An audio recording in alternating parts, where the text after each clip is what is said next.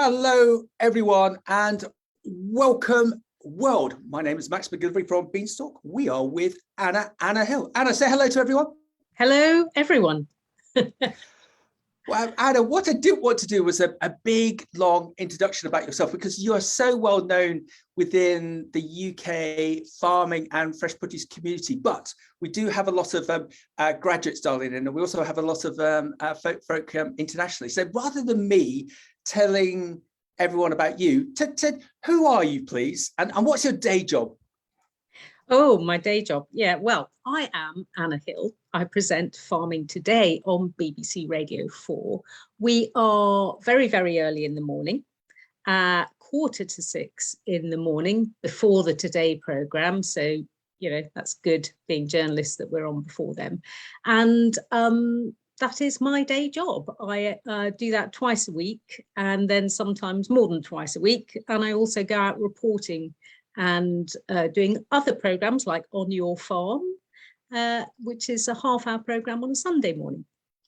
So you, just looking at the notes that I typed up earlier, you've been doing this gig, this job for 26 years, and you've talked to hundreds, probably thousands of farmers and politicians across the UK. You've also reported for the likes of Kosovo, for Farming Today and Countryfile. You were the first broadcast journalist allowed to meet the reclusive farming community in Bolivia, and you've even spent time with farmers in the Falklands. So as you said, when we very kindly requested that you come on via Christine Take On and Women in Food and Farming, it must be a bit unusual for you to have the tables turned, for you to be interviewed. It is very unusual. I'm quite nervous. The front doorbell's just rung. Got a delivery. Bring them in. So, there it goes again. Excellent. But, you know, yes, no, it is odd. It's really odd. Someone interviewing me. Yes. Anna, do you want to get the front door? Seriously? No. My son is here. Okay. He should be going to get it. So yeah. And then we can have the unwrapping of the present that we bought you. That we managed the time to come in. So listen, I want to ask you this. Do you like dragon fruit? Do you like the fresh produce dragon fruit? I have tried it a couple of times. Okay. It looks more impressive than it tastes, I think. Oh, okay. So the reason for saying that, I did a fantastic broadcast yesterday with the PMA, Produce Marketing Association, which is the membership group for fresh produce businesses in America. So similar to our NFU, our CLA. And they have satellite offices, and they've got a great office in South Africa, which is run by a very inspirational lady, Leanna Jones. And we were promoting South African dragon fruit yesterday. And I was contemplating when we were going to start the broadcast as to how I could get these guys all G'd up. Because you know what South Africans are like. They're a bit not morbid, but the big men, all beards, had a lot of brides over the years, but they're really passionate about the subject. So I managed to get these 6 guys and Leanne within 30 seconds to say that the best fruit in the world was dragon fruit. So all 6 of them shouted dragon fruit. And then I managed to get them to say, and the best dragon fruit is grown in which country? And they all shouted, South Africa, South Africa. And we were away. And I managed to get them a bit inspired on the back of that. How do you start communicating with people? Do you have a set routine, or are you a bit like me? Do you wing it? When you meet people, do you just size them up pretty quickly and realize that, right, I've got to lead this chap or this gent, this lady along, or do you have a set remit that you work with everyone? What's your protocol? What's your process? I don't have a set remit at all. I think it comes down to experience, actually, in the end. But usually I will have rung them beforehand. So I will have had a chat with them beforehand. But if it's like, I mean, the one thing I hate doing is vox pops. Okay. When you go out and you just ask people in a crowd about something. Okay. And you have to shove a microphone in their face and expect them to answer a question. I wouldn't do. Someone came up to me with a microphone, I'd run a mile. And actually, that's what quite a lot of farmers do. They will just go, sorry, don't want to talk to you, and walk off. But I think the thing is that if you say something interesting to them, they'll say something back. Or if you not provoke them, but if you say something that is actually that they want to talk about, they will come back. Okay. I think talking to, I never have one way of approaching people. Everyone's different. But one group of people that I found, sometimes a little difficult, scientists. Scientists are very, very precise about what they do. They are very, very careful to qualify what they say. Yep. And the difference between an American scientist and a British scientist is massive, in that I don't know whether it's because they do show and tell at school or something, that American scientists will lay that to one side, the detail to one side, and they'll give you the picture that they feel you could understand. Whereas British, maybe it's because it's face to face always, and you're standing in the lab or you're standing in the greenhouse, and they want to tell you everything, but they can't quite often make it understandable. Hannah, that's fascinating, because one of our contacts had a scientist on a broadcast earlier this week, and that scientist stalled and just couldn't get it over. And just go back to that American connotation, that's fascinating. I remember sitting at a black tie bash in Ely Cathedral next to a lady who was running an ag tech company. And the reason for saying that was that she stated, in the UK, we've only got one professor of sales in the whole of the UK.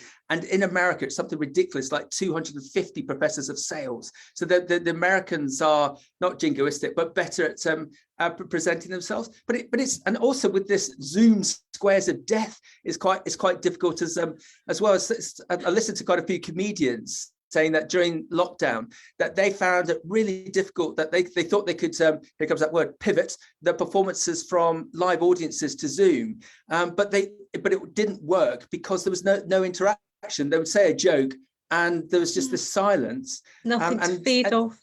Yeah, but coming back to yourself, that's a great skill that you've had, or you've built, you've learned. Oh no, you learn it. You definitely learn it, and actually you learn it because I started off in local radio, like most people, in BBC Radio, and I did everything, reporting, news editing, producing the breakfast show, all that sort of thing. And basically, it's about putting people at ease, letting them say what they want, not interrupting them, listening, really important. And you do learn that early on. Although I have to say, looking back on my life, I learned that even earlier. My dad was in the Navy, and we had 2 years when we were in Holland. He was naval attaché in The Hague. And I had to go, when I was on holiday out there, to these interminable cocktail parties with people who are way older than me, making polite chit chat. Okay. Both me and my twin sister had to do this. And actually, that was an amazing grounding in just talking to people you've never met before. Okay, so that gave you that skill set of being able to to not be afraid to just chat. Yeah. And do you think journalism is a great career, a really interesting career? Because we have a lot of graduates listening in. Do you think it's a route that they should follow? Yeah, I mean, why not? If you're interested in something and you're asking questions, then journalism is great. And actually, journalism today is much more flexible than it was when I started training. I went to London College of Printing. Wow. And we had brilliant trainers there, but it was quite, obviously you had to learn all the editing with the 1/4-inch tape and the razor blades and the sticky stuff, you remember that. And that was very difficult. But you doing radio, you don't have to write so much. Yeah. I love writing, as journalists do. But actually getting people to say things in their own words is more immediate than writing everything down. If I'd been a print journalist, which I've never been, I have written columns, and I always find them really difficult, actually, because they have to be honed, they have to be structured. Whereas actually you're getting, when you're interviewing someone on a microphone, the energy is coming from them. Yes. And then you can weave it. So Anna, what do you think is the best form of media that you see, and especially in a sort of a farming context? Do you think it is the microphone? Do you think it is the video? Do you think it's text, or is it a combination of? I think it's a combination. It has to be, doesn't it? I mean, you know, you're watching, I mean, some like Jeremy Clarkson, Inspired. I mean, absolutely. I was ready to hate that program. I was asked to review it for us, and when I watched, because I didn't particularly love Jeremy, but I've completely changed my mind now. I mean, the production levels are very, very high, I have to say, on the actual filming. And he started off being Jeremy in his Lamborghini tractor, didn't he? Yeah. But, you know, the fact that he could drive across a field and talk about yield and prices, and then talk about the environment and get emotional about his sheep, and, you know, connect with people who would never normally want to listen to anything or watch anything to do with farming, is amazing. It has to be everything. I don't, you know, podcasts are great. Little clips of videos of people saying things is great. All my Twitter's just full of farmers. So I mean, no, I think the more the merrier, really. Yeah, and so but you have to make sure that the information is correct. That's of course one of the new things that's happened, and it is very difficult to avoid the fake stuff, you know, the actual facts sometimes are much more complex than you would imagine. Yeah, totally. Yeah, and anyone could be an authority on social media, fortunately or unfortunately. And coming back to Farming Today, it is such a bastion of information, news, credibility within UK farming, and as I said earlier, a number of our international contacts just listen in just to get a feel, a bellwether as to what's going on. There was a view that as social media came in, that print would disappear, and that radio would disappear. But if anything, Farming Today just seems to have got stronger and stronger and stronger. Why is that? Is that because of you? No, that's very sweet of you. No, I think there are a combination of things that have happened.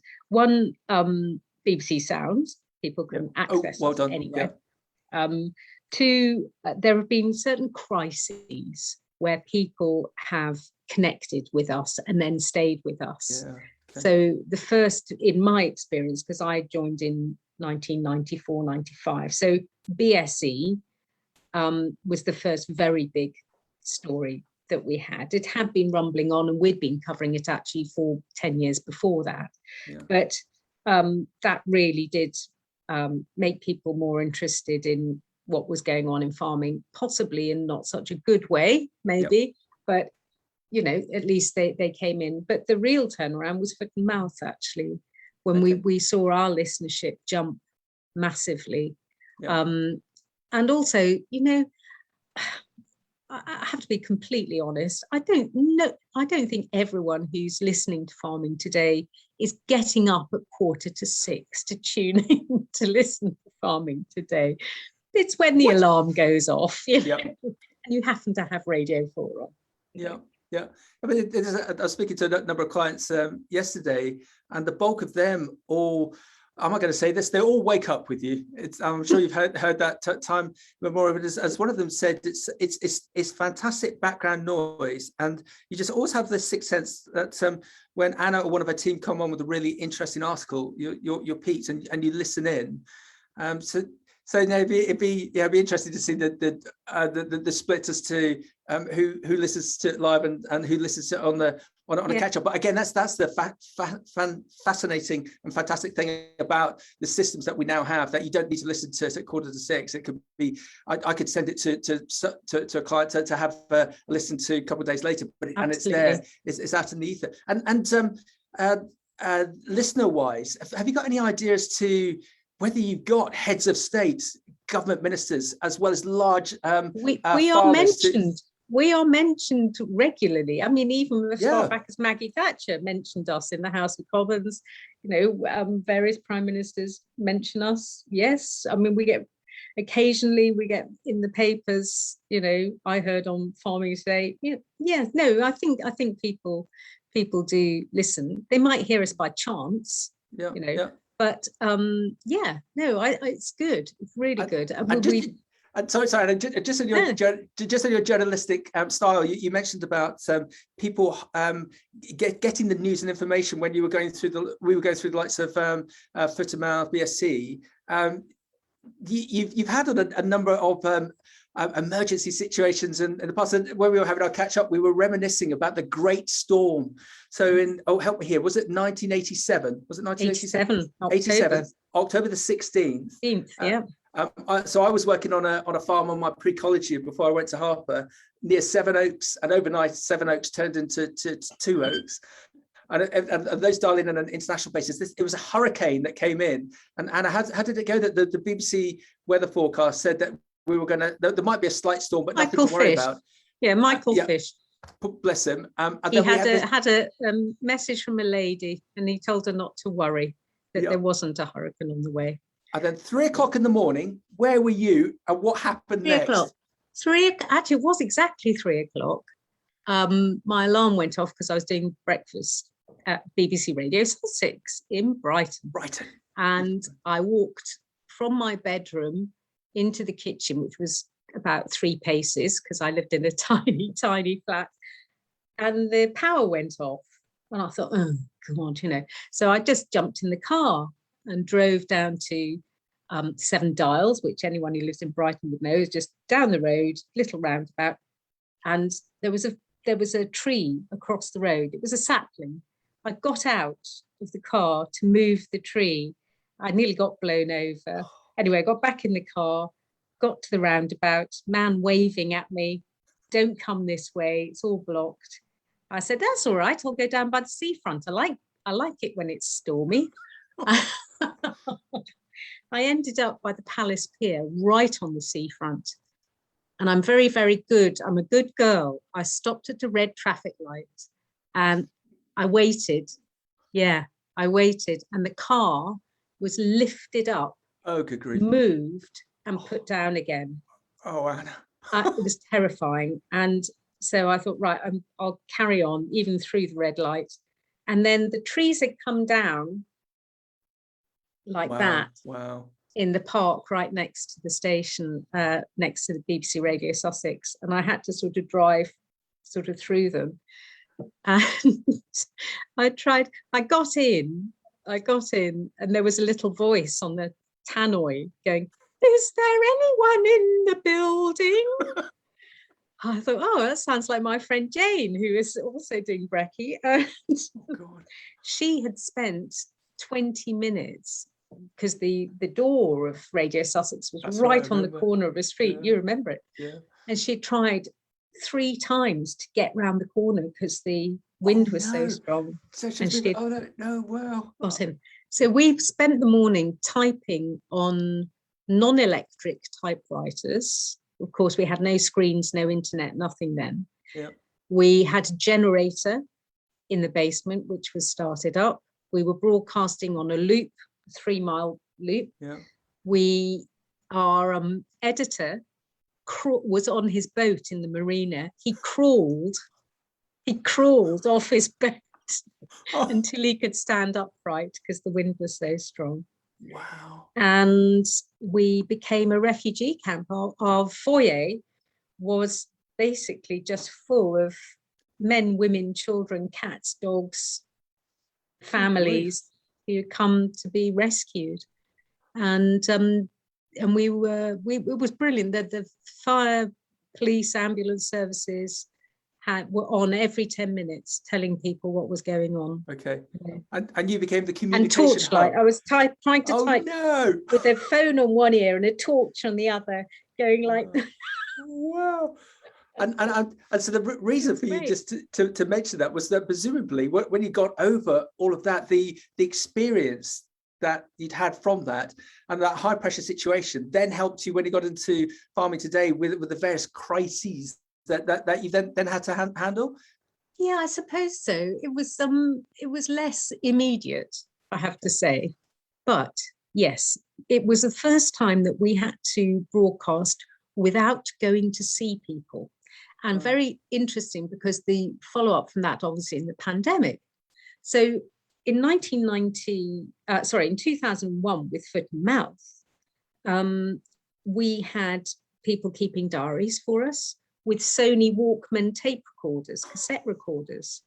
We had, or mini discs, we had, we couldn't go on site, because we didn't want to spread the disease. Yeah. And so people would send stuff into us, It was very, very difficult. It was quite tricky, actually. In the pandemic, we had people recording on their iPhones for us, out in the field for us, and just winging them over WhatsApp, fantastic. Yeah. So, it was a very different way. But also, actually, yes, it's about news, about reporting a very, very quickly changing situation. Yep. So, for instance, with Foot and Mouth, the number of cases, in the end, actually, we didn't do that. The first few weeks, we reported the number of cases each day.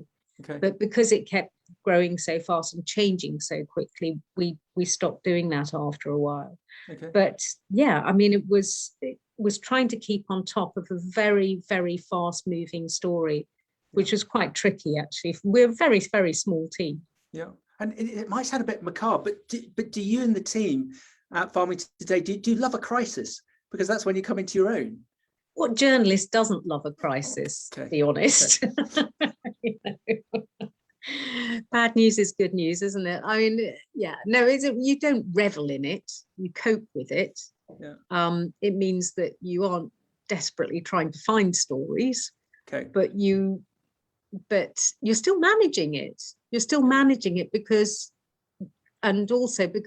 we were live then, but now we're recorded the night before. That if something changes overnight, that can be quite tricky, actually, to deal with the times. But Anna, you're obviously in such an important position because you're giving the news. You're an influencer.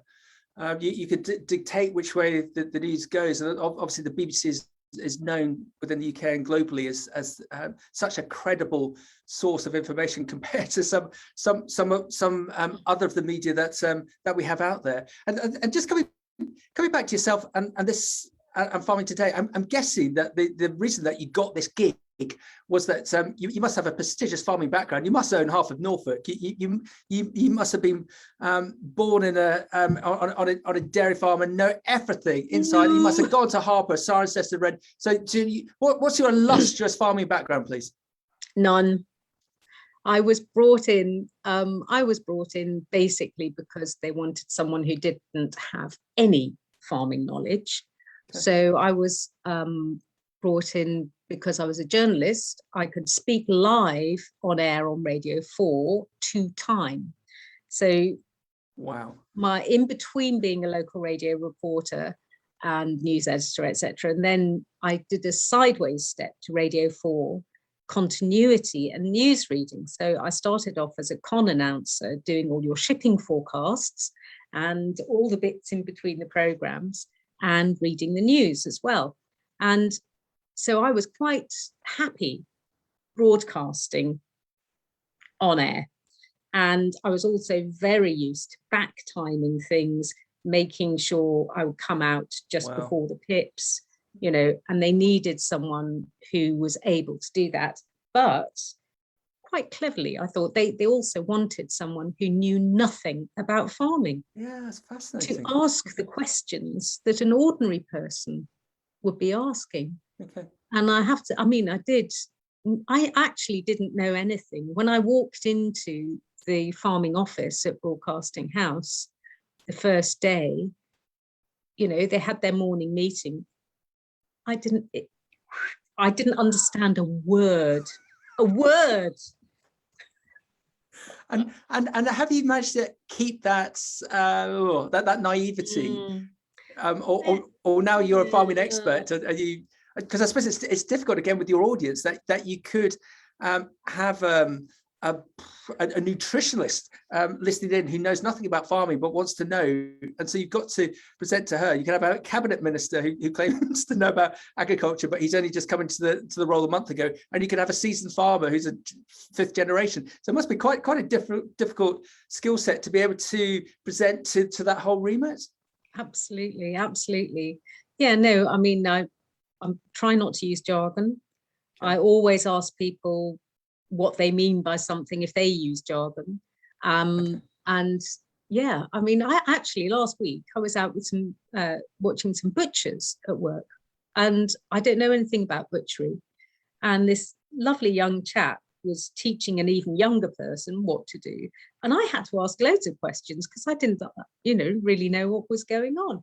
And you're always learning, aren't you? You're always learning. I would never say I knew enough about anything, actually, because farming is so complex and so diverse. I don't know the first thing. I'd be like Jeremy. I'd be rubbish. Yeah. With your Lamborghini tractor, you're in Germany. Taking over the world of farming. And do you love farming? Well, I'm really leading the witness now. Do you love farming? I do. I've always been a country girl, so I've always, walked and, when I was younger, riding and things like that. So, I mean, I've always loved the countryside and sort of been in awe of it, actually. I get these sort of real sense of wonder from being outdoors, even just walking down the garden, really. Yeah. But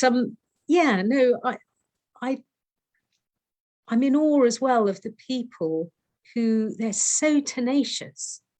They will carry on, and they do say things like, "Oh, I'm an optimist." And you think, well, you'd have to be, wouldn't you, really? Because it's such a challenging job because you have to do everything. You're not just growing food, you're an agronomist, you're a weather watcher, you're organising people, you're timing everything, you're a business person, you're a vet, you're a carer. Don't forget the parish council. Yeah. And Anna, would you recommend farming as a career? Because if there's one thing that it's not one career, is it? Oh, no. If you think about the number of different jobs connected to farming and food and the gamut of things that you can do, of course, yes, I would recommend it. There's something there for everyone. Absolutely something there for everyone. Even someone like us who are journalists, there's something there for everyone, isn't there? Yeah. I always use the Goldman Sachs example. If you got the intelligence and 3 A's and a first at Cambridge, and you want to earn megabucks and work, pick a number, 95, 120 hours a week, sat at a desk looking at computer screens, good for you. But one thing that we're picking up over the last 18 months is that, especially this younger generation, they want to get involved with businesses that are doing good. So carbon neutral, sustainability, but farmers have been doing that for years, and the likes of the buzzwords of regenerative agriculture that has been going. The estate I live on in Suffolk has been practicing regenerative agriculture for 40 years. So we're definitely seeing an increase of younger individuals wanting to find out more about it and going to the likes of Harper, Reading, Cirencester, Bristol, more universities are available, and I'm not chasing the dollar because just imagine today. So in the UK, where are we now? End of September, lovely autumnal day, 23 degrees outside. Harvest is now in on a cereal perspective, and we're now looking at sugar beets, looking at potato harvest. What a great commute to work that would be if you're actually on a farm, or really started now, or the technology side. There's so much excitement on the technology side, isn't there? And Anna, you must have even more so, because you reported on it heavily, that there's so much interest in data, the agronomy side, plant genetics, agronomy, ag tech. So it's a very exciting sector to be involved in as well. Yeah, absolutely. And I know even less about that. So I just stand there open mouthed while I'm holding my microphone going, "You what?" But it's lovely. And great thing is that it pulls things together. So if you are doing a GPS mapping system, I mean, I was out with just last week with Normac, which is the Norfolk machinery agricultural community. They're out there. The gentlemen who've organised, and there's 75 years they've been going. They started to help people with these newfangled things called tractors. And they are now at the forefront of showing people all the new equipment for min-till, nil-till, cover crops, etc. So I was out on a 200-acre site with all the latest machinery, everyone trying to do the right thing, talking to people about seed, how many seeds you should put in the ground for certain areas of the field.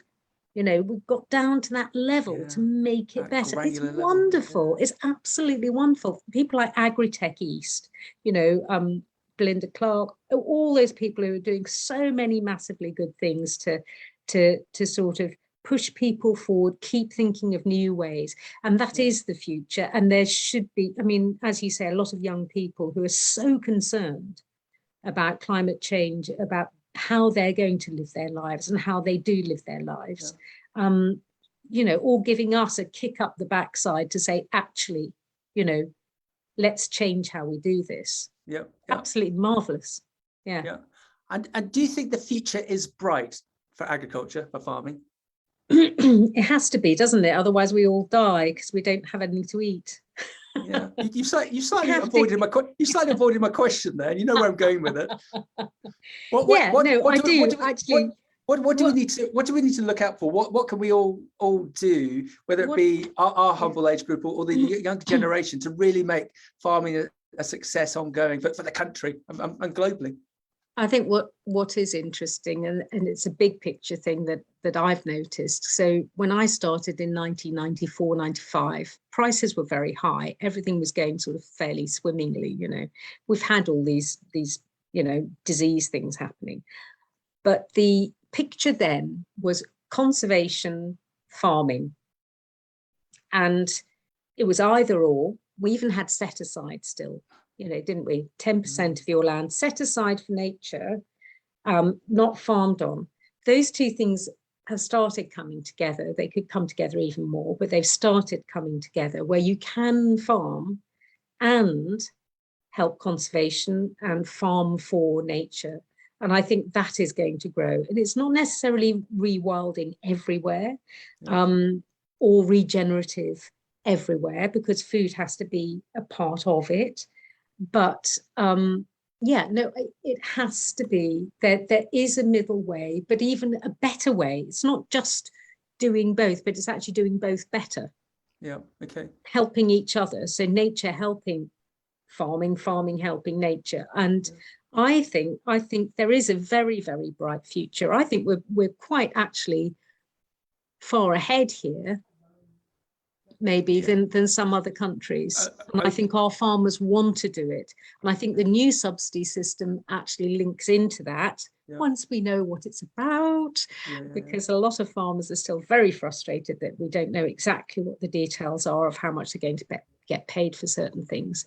But if the vision is achievable, then I think it's a good vision. I do. And can you just wave the National Food Strategy at us? Yes, it's backwards though, because my camera's round the other way, isn't it? Okay, no, it reads well. So Anne and I were just talking in our. Okay, we've got it. We want to see you again. You're far more attractive than that book. The reason for mentioning that was the National Food Strategy. There's a white paper going through the government at the moment, and if that is endorsed by one and all, that's actually, Anna, what you wrote is going to help the whole farming community.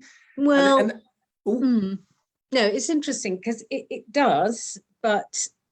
It's very interesting the way it was reported when the second part came out, because it was very, very concentrated on sugar taxes and taxes for food and this. And it's not really about that. It's about actually thinking about how food fits in to the whole system and about how humans fit in to the food system. So if you can get the perfect circle, which is producing food without damaging the environment or even enhancing the environment, without waste, producing nutritious food which is affordable for everyone, teach people how to use that food and value it more, and then improve the health of the nation, then if you can get all that working together, gosh, wouldn't it be fantastic? We'd save an awful lot of money because of healthcare. Yep. We would have a very, very buoyant farming system. But, that's aspirational, isn't it? It is aspirational. Whether it can actually achieve what it's set out to do is another matter. Really. So like all farmers, I'm an optimist. And with the white paper going through government, okay, we've had some mutterings from our Prime Minister that he doesn't want to impose taxes on high fat, high sugar. But with it going through the white paper, it would look positive that there would be some positive ramifications from the back of the National Food Strategy. Yeah, absolutely. Because if you value food and you then value farming. So you're putting farming and food production into a system where it's valued. So but you have to make sure that it goes from end to end. At the moment, I think we've got little silos of little things doing well. There are some things which are happening, but they're not joining up. Okay. But on a farm. On a farming perspective, all of the farmers and the communities within the sector I'm coming across, they're all up for it. They're all so positive. There's no blockages. I'm smiling because a couple of days ago I ran into my local gamekeeper, and he's the atypical, fantastic gamekeeper. He knows wherever I'm walking. He's just always there, and he very proudly informed me that his shoot is going carbon neutral. Just what a brilliant thing. So how did he do that? Well, they're going to swap all their vehicles over to electric, and so on and so forth. And he's really excited about it. I drove an electric 4x4 the other day. Did you? I did. And how was that for you? It was interesting. Well, because I'm not an expert Land Rover driver. It's not made by Land Rover. And the second time round, I was better. The first time round, it was over a very, very bumpy course, you see. Okay. So the second time round I went for it, but the thing that was really strange was it's really hard to tell how you're doing because you can't hear the roar of the engine. And there's something about a 4x4 that you're expecting to hear. Its throaty, the theatre of it. Yes.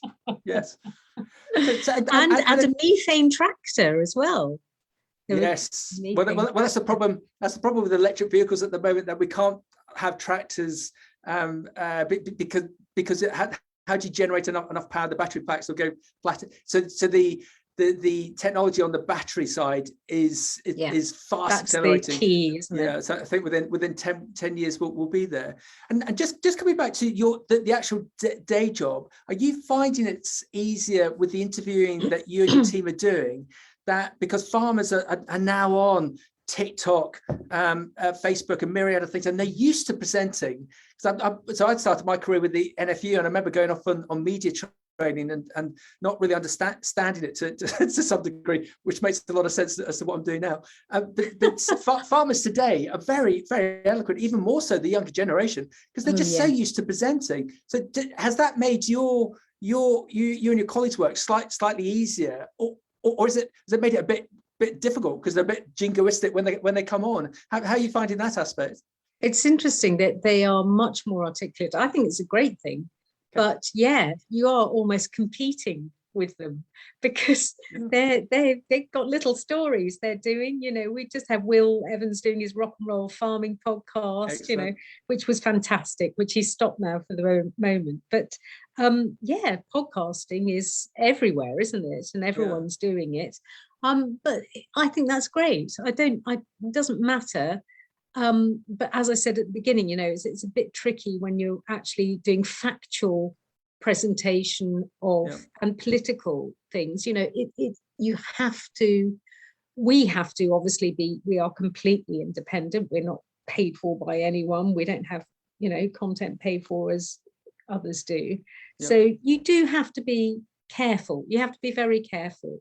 But the enthusiasm is there. That's what I love. Okay. That actually phones, much as some people hate them, have released in people, allowed people to communicate what they're thinking. And I think that is a good thing. I don't think it's a problem.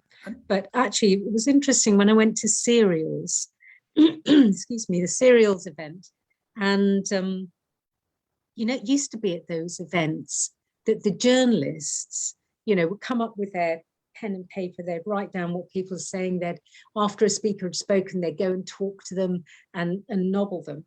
Now, everyone has cameras and they're doing little pieces to camera, etc. And I'm thinking, hang on a minute, I'm almost old-fashioned because I'm still there with a microphone, not yes.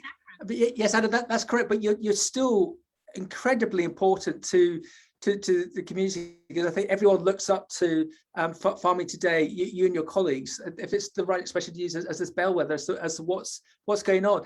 And this word I've really picked up over the last 18 months, collaboration, that we're so good now at collaborating within the sector. Is there a way that all of us listening in can assist you, if collaboration is the right way? What sort of content do you need? What sort of content are you missing? In the respect of in some sectors like fresh produce, there's a lot of people that want to say a lot of things, but they can't because they're very frightened of what the retailers might react if they're saying something negative about the end customer. So they want to say it, but they can't get the voice out. Is there anything that we all can do listening in to assist you and your team at Farming Today to make Farming Today even better? How can we help you? Well, actually, I think a lot of it has been taking place. During the pandemic, a lot of farmers stepped up and did reports for us, etc. I would say, though, if there's something like, someone wanting to say something but not wanting to reveal themselves, we can do that. We have to go through a lot of editorial guidelines to make that happen. But if it is in the public interest, then you can do that. And we also importantly hold people to account, and that is absolutely vital. It sometimes is a little difficult to hold people to account when they won't come on, and it's not so much now, but early on in the government we found it very, very hard to get a minister to speak to.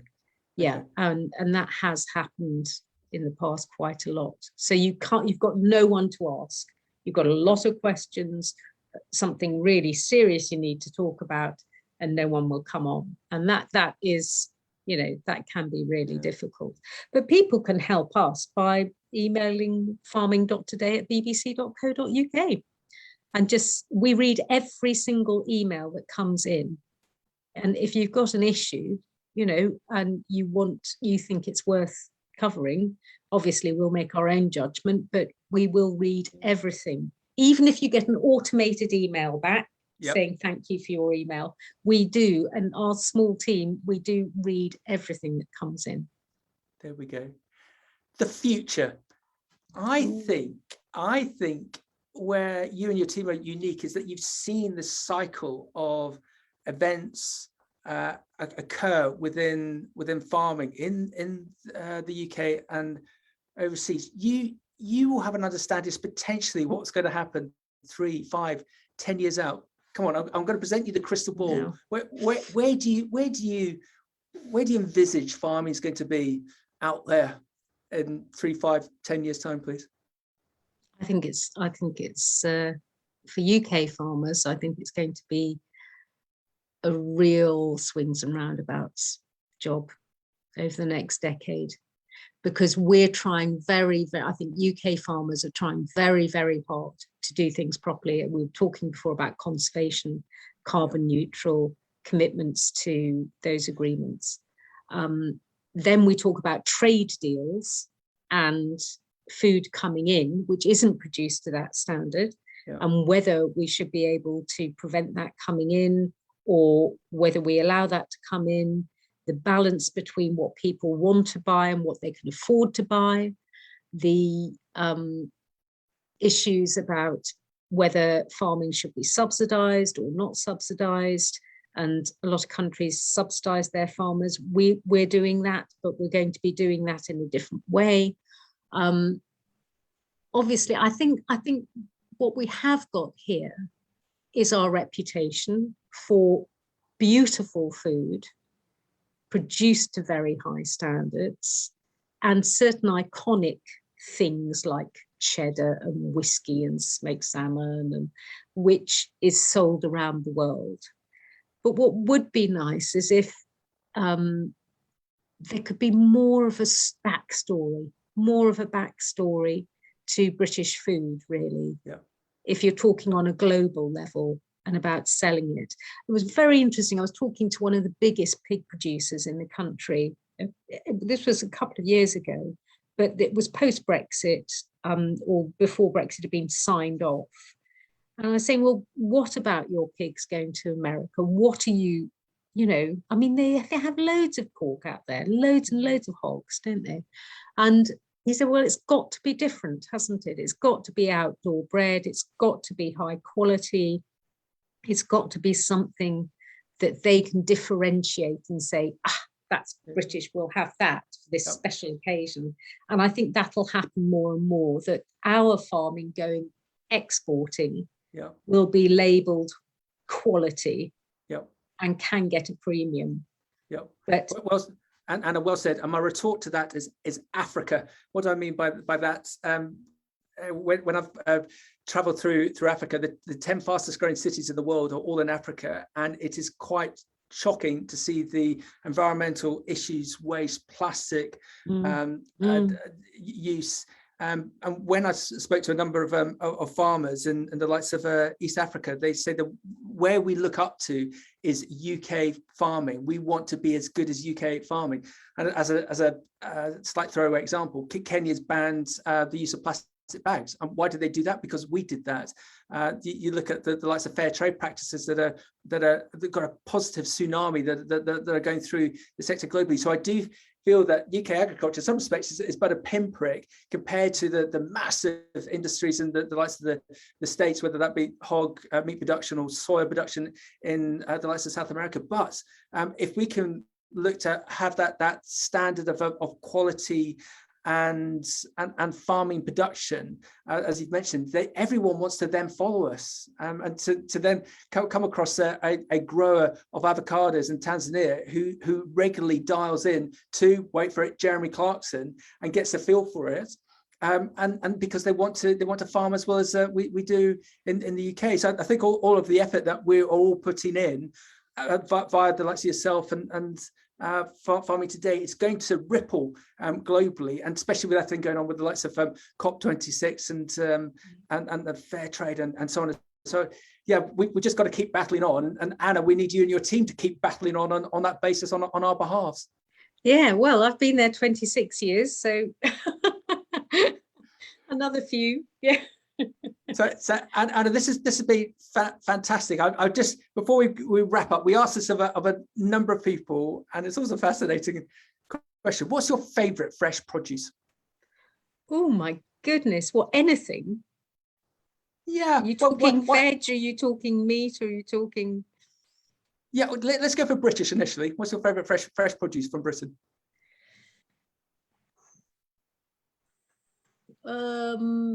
Tender stem broccoli.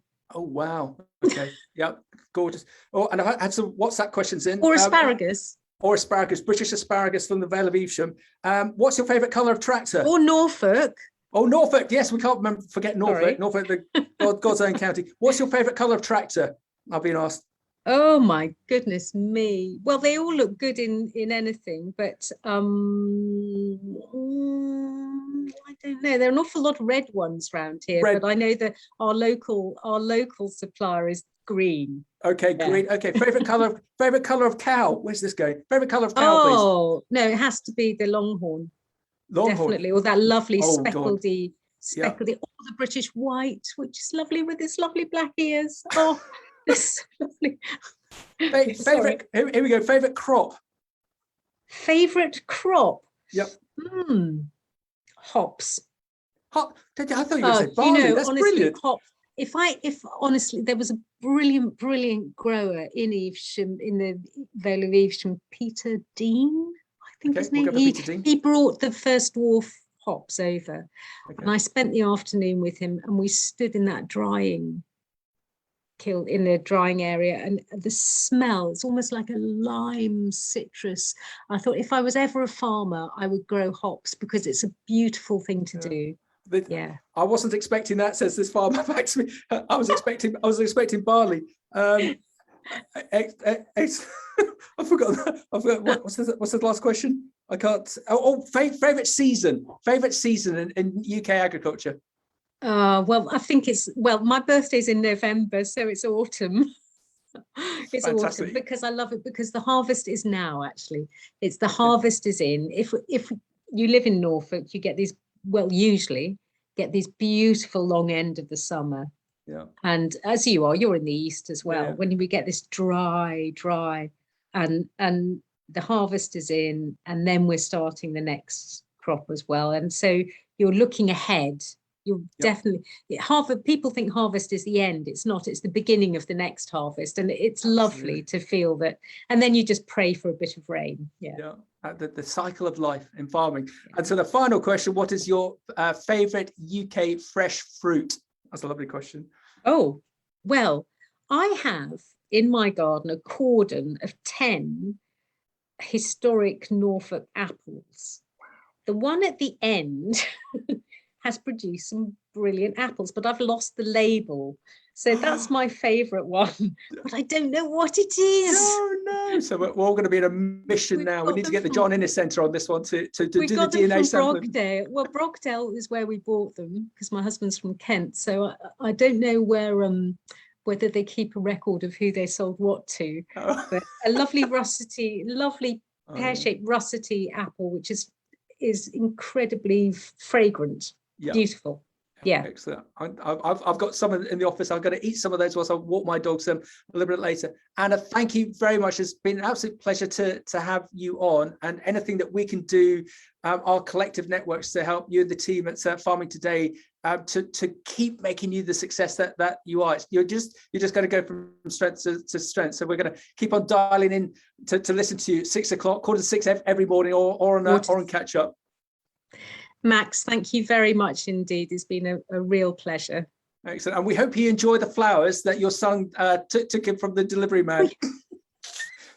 Okay, I better quickly go online now. Anna, fantastic to have you on. Thank you. Thank you. See you soon. Bye.